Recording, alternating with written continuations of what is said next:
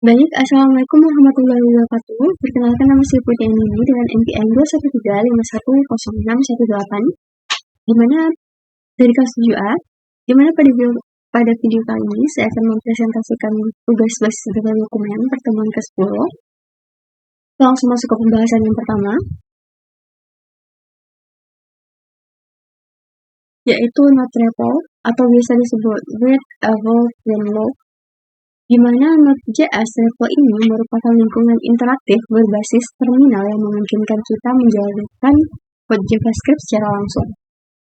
REPL ini membaca perintah dari pengguna, mengevaluasi perintah tersebut, lalu mencetak hasilnya, dan mengulangi proses hingga kita keluar. Di mana untuk readnya sendiri itu untuk membaca inputan dari pengguna, evalnya itu untuk mengevaluasi kode yang dimasukkan, printnya itu untuk mencetak hasil evaluasi tersebut, dan loopnya itu untuk mengulangi proses ini hingga kita mengetik ctrl+C 2 kali atau perintah exit. Jadi Node.REPL ini bisa dianalogikan seperti kalkulator ilmiah untuk programmer, di mana kita itu bisa mencoba logika atau eksperimen kecil tanpa repot membuat file tambahan gitu.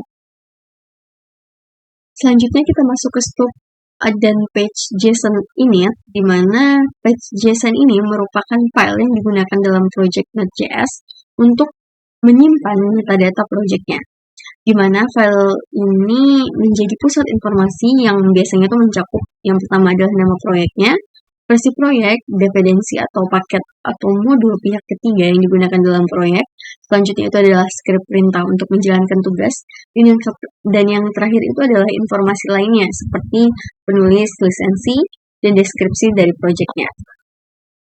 Jadi kalau kita analogikan kalau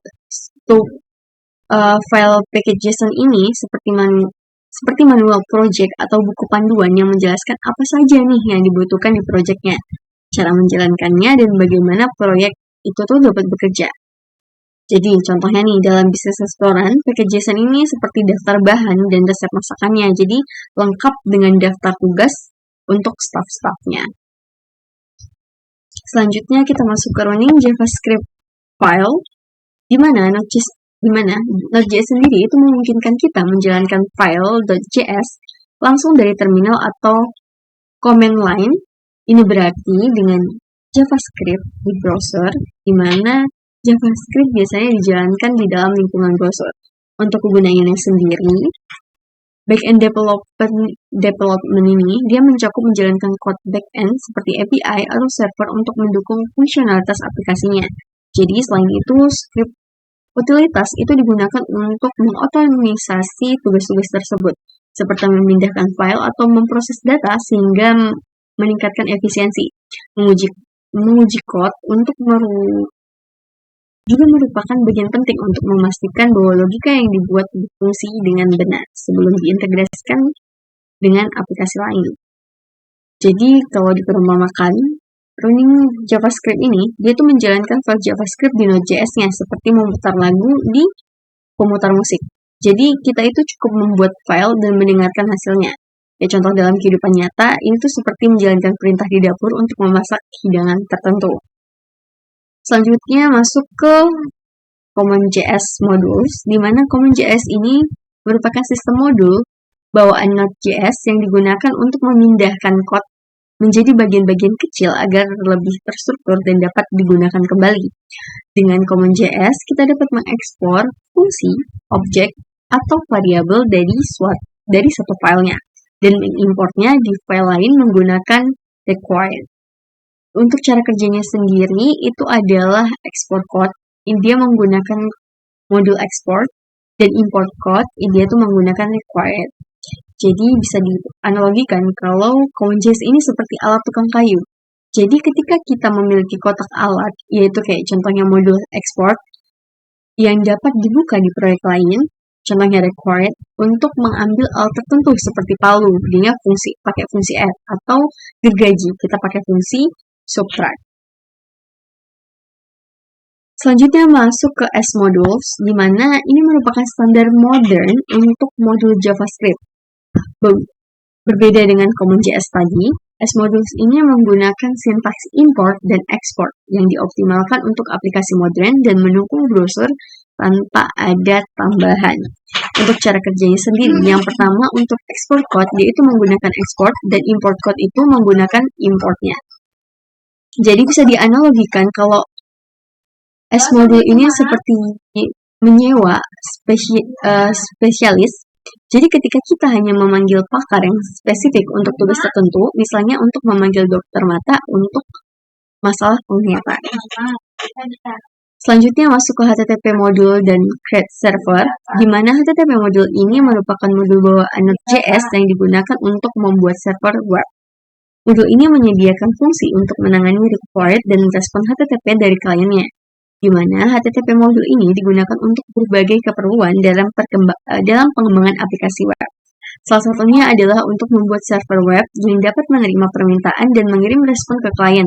Selain itu, HTTP modul juga berguna dalam menangani API seperti membangun REST API atau layanan HTTP lainnya, di mana modul ini juga memainkan peran penting dalam pemrosesan data seperti menangani data dari klien yang berupa formulir atau JSON, sehingga memudahkan pengelolaan dan pengiriman informasi antar aplikasi.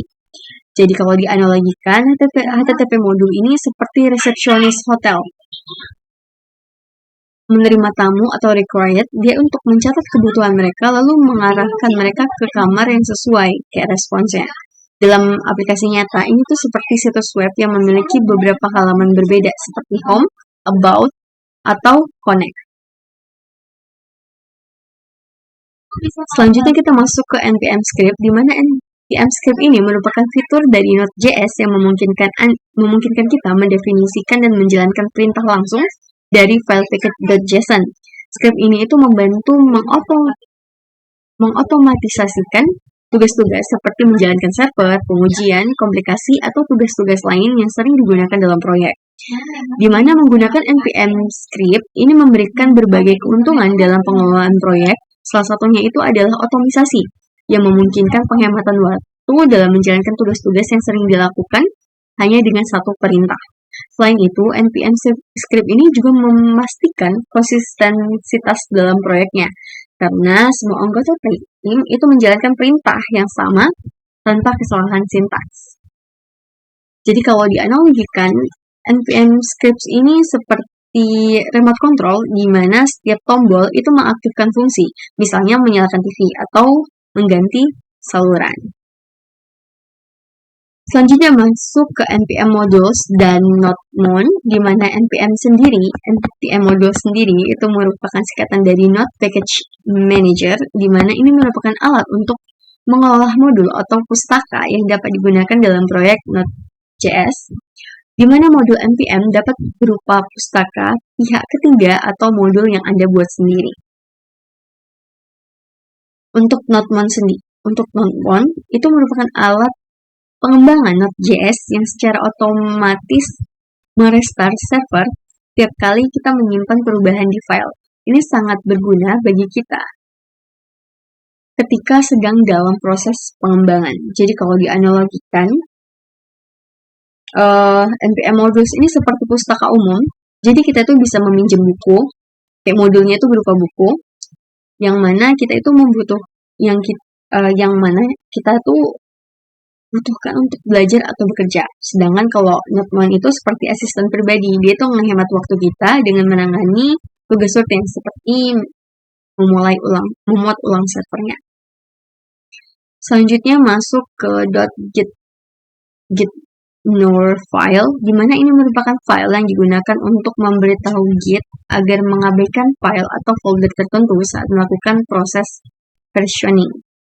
File ini sangat penting untuk menjaga ukuran repositori tetap kecil dan melindungi data sensitif. Di mana menggunakan git.ignore ini penting untuk beberapa alasan. Yang pertama, dari segi keamanan. Git.ignore ini melindungi file sensitif seperti .environment yang menyimpan kredensial agar tidak tercakup dalam kontrol versinya. Yang kedua, dia dari segi efisiensi. GitHub ini dia membantu mengabaikan file yang tidak relevan, seperti file build atau change yang tidak diperlukan yang tidak perlu disertakan dalam repositorinya. Dan terakhir itu untuk memastikan kebersihan repositori dengan hanya menyertakan file-file yang benar-benar diperlukan saja. Selanjutnya masuk ke environment variables atau .n, di mana environment variables ini merupakan variabel yang digunakan untuk menyimpan data data konfigurasi yang sifatnya itu dinamis dan sering berubah, seperti credential database, API keys, atau pengaturan server. Di mana variabel ini biasanya itu tidak disimpan langsung dalam kode sumber atau kode sumber untuk alasan keamanannya. Sedangkan file.event itu merupakan file teks yang digunakan untuk menyimpan environment variable di aplikasi Node.js-nya. Dengan file ini, kita itu dapat dengan mudah memisahkan data dengan code-code-nya. Jadi kalau dianalogikan, environment variable ini seperti kunci brankas. Jadi kita itu tidak ingin kunci tersebut itu terlihat di depan publik, tetapi kita itu memerlukan untuk mengakses barang-barang berharga kita.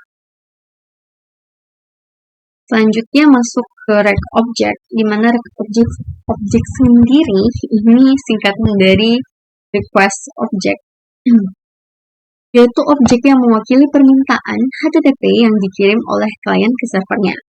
Objek ini tersedia dalam callback handlet saat menggunakan framework seperti Express.js, di mana rec object ini memungkinkan server untuk membaca data permintaan seperti yang pertama, dia header, itu informasi tambahan yang dikirimkan bersama request. Selanjutnya ada body, ini data yang dikirim oleh klien, misalnya itu formulir atau JSON tadi. Yang ketiga itu adalah query parameter, ini parameter yang dikirimkan di URL. Dan yang terakhir itu adalah route parameter, ini parameter dinamis untuk URL-nya. Jadi kalau dianalogikan, rec object ini seperti formulir pesanan di restoran. Jadi kita tuh dapat melihat siapa yang memesannya, apa yang mereka pesan, dan apakah ada permintaan khusus gitu dari pesanan mereka. Selanjutnya masuk ke marking request from postman, di mana postman ini merupakan alat yang digunakan untuk mengirim permintaan HTTP ke servernya. Dengan postman, kita itu dapat menguji API dengan mudah tanpa memerlukan antarmuka pengguna yang kompleks. Untuk cara menggunakan postman-nya sendiri, itu yang pertama, pilih jenis request-nya. Itu antara get, post, put, atau delete, dan yang lainnya. Yang kedua, kita memasukkan URL, yaitu untuk menambahkan endpoint API yang ingin diuji.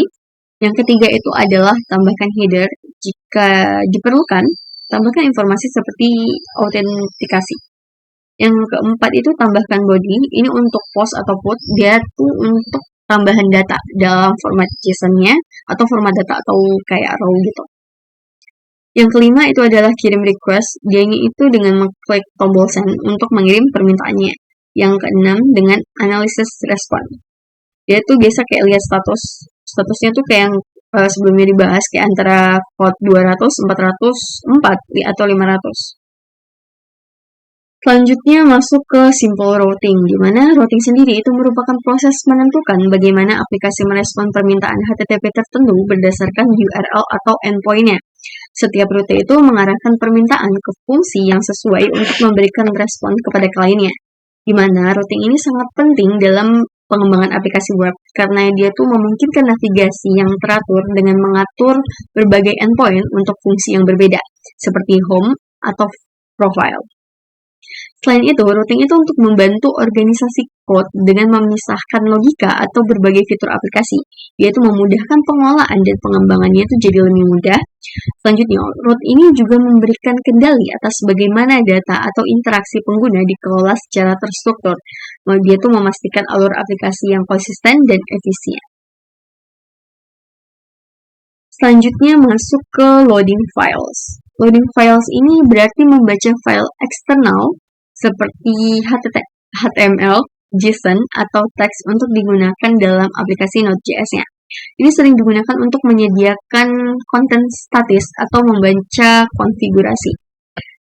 Di mana membaca file ini penting dalam pengembangan aplikasi untuk berbagai alasan. Yang pertama, untuk menangani konten statis, seperti membaca file HTML atau CSS yang akan ditampilkan kepada penggunanya. Yang kedua, untuk mengakses data konfigurasi seperti membaca file JSON yang berisi pengaturan aplikasinya. Dan terakhir itu untuk membaca file juga berguna dalam pemrosesan data seperti membaca file .csv atau teks yang diperoleh atau diolah lebih lanjut yang biasanya digunakan dalam aplikasi. Jadi kalau dianalogikan, loading files ini seperti kayak baca buku nih di perpustakaan. Kita itu kan milih buku, terus itu membacanya dan menggunakan informasinya sesuai kebutuhan gitu. Jadi kayak beruntun. Selanjutnya masuk ke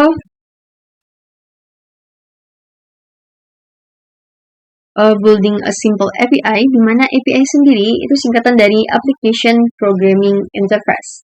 Ini merupakan antarmuka yang memungkinkan aplikasi untuk berkomunikasi satu sama lain. Dalam konteks Node.js, API ini sering merujuk pada layanan berbasis HTTP yang menyediakan data atau fungsi pada klien. Selanjutnya masuk ke malware, di mana ini tuh fungsi dalam aplikasi Node.js yang dapat mengakses objek atau request atau REST atau response dan fungsi dari NATS. Di mana malware ini digunakan untuk memproses permintaan sebelum mencapai rute atau pengendalian akhir. Untuk jenis malware-nya sendiri, ini yang pertama adalah global malware, di mana ini dijalankan untuk setiap permintaan ke server. Yang kedua adalah route specific malware, di mana ini hanya diterapkan pada rute tertentu. Dan yang ketiga adalah error handling malware, di mana ini untuk menangani error yang terjadi di aplikasi. Jadi, malware ini tuh kayak penjaga gerbang di sebuah acara. Jadi kayak sebelum seseorang itu bisa masuk ke acara, mereka itu harus melewati penjaga yang memeriksa tiket mereka. Jadi dia tuh harus melewati malware-nya ini. Jadi jika semuanya baik-baik aja atau udah memang terpasti aman, mereka tuh baru bisa masuk atau melanjutkan ke rute atau handler lainnya.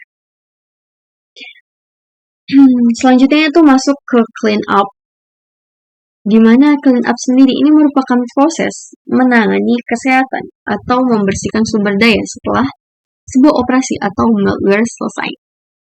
Misalnya nih, setelah menggunakan file atau koneksi database, kita itu harus menutup atau menghapusnya untuk menghindari kebocoran memori.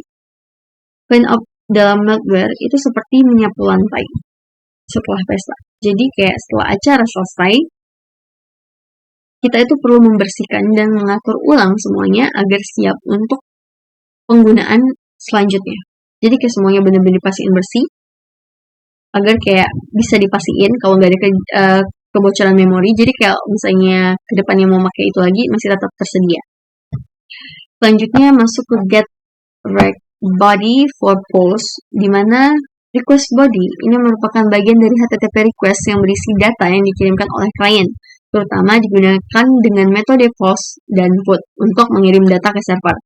Request body ini seperti kalau dianalogikan tuh kayak ngisi formulir dalam aplikasi. Jadi kita itu menulis informasi di formulir kayak di dalam body requestnya, dan server itu bakal ngeproses dan nyimpan informasinya itu untuk digunakan setelah untuk penggunaan dia gitu di dalam aplikasinya. Selanjutnya masuk ke file system module, di mana bisa disingkat dengan modul FS. Ini merupakan modul bawaan di Node.js yang memungkinkan kita untuk berinteraksi dengan sistem file, seperti membaca, menulis, dan menghapus file di DEX-nya. Di mana file system module ini seperti lemari arsip kalau kita analogikan. Jadi kayak kita tuh dapat ngebuka lemari untuk ambil dokumen atau kayak untuk ngebaca dokumennya, terus tuh ngenabahin dokumen baru. Itu kayak contoh menulis ke file, atau kita bisa menghapus dokumen yang kita perlukan, yang nggak kita perluin lagi gitu, kayak menghapus filenya. Selanjutnya masuk ke path module, di mana path module di Node.js ini untuk menyediakan utilitas untuk bekerja dengan jalur file dan direktori. Modul ini itu untuk mempermudahkan manipulasi atau penyusunan jalur file yang sesuai dengan sistem operasi yang digunain. Di mana path module itu seperti peta jalan yang menunjukkan bagaimana cara menuju ke lokasi tertentu. Jadi kita tuh bisa menggunakan peta untuk memanipulasi atau mencari lokasi berdasarkan petunjuk, kayak segmen jalurnya. Selanjutnya masuk ke OS module, di mana OS module di Node.js itu untuk menyediakan metode mengakses informasi tentang sistem operasi tempat aplikasinya itu berjalan, seperti platform, informasi CPU, dan memorinya. Jadi kalau dianalogikan, OS module ini seperti dokter yang memeriksa kesehatan sistem kita tuh. Jadi kayak dia tuh memberi gambaran gitu tentang kondisi fisik perangkat kerasnya. Jadi kayak di sini tuh kayak perangkat kerasnya yang dicek gitu. Jadi kayak CPU atau memori dan sistem operasi yang sedang berjalan. Selanjutnya masuk ke URL module, di mana ini tuh digunakan untuk memanipulasi URL seperti menguraikan atau parsing dan membangun URL. Ini tuh berguna ketika kita tuh bekerja dengan API atau aplikasi web yang mengolah banyak URL dinamis. Jadi kalau dianalogikan tuh kayak URL modul ini kayak peta dunia yang memungkinkan kita tuh untuk menemukan lokasi atau kayak ngurain URL-nya itu kan untuk menyusun peta baru. Dia kayak membangun URL baru dari berbagai bagian yang berbeda. Selanjutnya masuk ke crypto module, di mana ini tuh untuk menyediakan API untuk melakukan operasi kriptografi seperti hashing, enkripsi, dan deskripsi. Ini tuh berguna untuk memastikan keamanan data, misalnya dalam penyimpanan password atau transaksi data. Jadi kalau dianalogikan tuh crypto module ini seperti brankas keamanan. Jadi tuh kita nyimpan data penting di dalam brankas dan hanya orang yang memiliki kunci itu yang dapat mengakses brankasnya. Selanjutnya masuk ke emitting events, di mana ini merupakan cara untuk mengolah dan merespon kejadian dalam aplikasi. Modul events ini itu menyediakan antarmuka untuk membuat dan mendengarkan kejadian yang terjadi dalam aplikasinya. Di mana kalau dianalogikan, emitting events ini seperti toko yang kayak mengumumkan penjualan dia. Jadi ketika tokonya ngadain sebuah acara penjualan, dia tuh kayak itunya tuh kayak emit events-nya. Orang-orang yang tertarik dengan tawaran dari dia itu atau yang mendengarkan atau hadir itu jadi masuk ke listen di acara tersebut untuk mendapatkan informasi. Selanjutnya masuk ke proses objek, di mana objek proses di Node.js ini merupakan objek global yang memberikan informasi tentang proses yang sedang dijalankan di Node.js dan menyediakan akses ke fungsionalitas terkait dengan lingkungan prosesnya. Di mana proses objek itu seperti pengatur acara yang mengelola segala hal yang berhubungan dengan jalannya sebuah acara tersebut, itu masuk ke dalam proses. Dia itu memberi informasi tentang bagaimana acaranya itu dapat berjalan. Dia itu kayak mengakses variabel lingkungannya atau argumennya untuk kembali mengatur jalan acara. Jadi dia masuk ke menangani event exit-nya dan bagaimana memutuskan kapan acara selesai. Jadi itu masuk ke penghentian proses. Jadi kita dapat simpulkan, dengan memanfaatkan berbagai fitur Node.js, kita tuh dapat membangun aplikasi yang efisien, aman, dan terstruktur dengan baik. Modul-modul seperti HTTP, FS, Crypto, dan banyak lagi itu memberikan API yang kuat untuk menangani berbagai aspek dari aplikasi server-side. Mulai dari pengelolaan file, menangani permintaan HTTP, hingga enkripsi data untuk menjaga keamanan.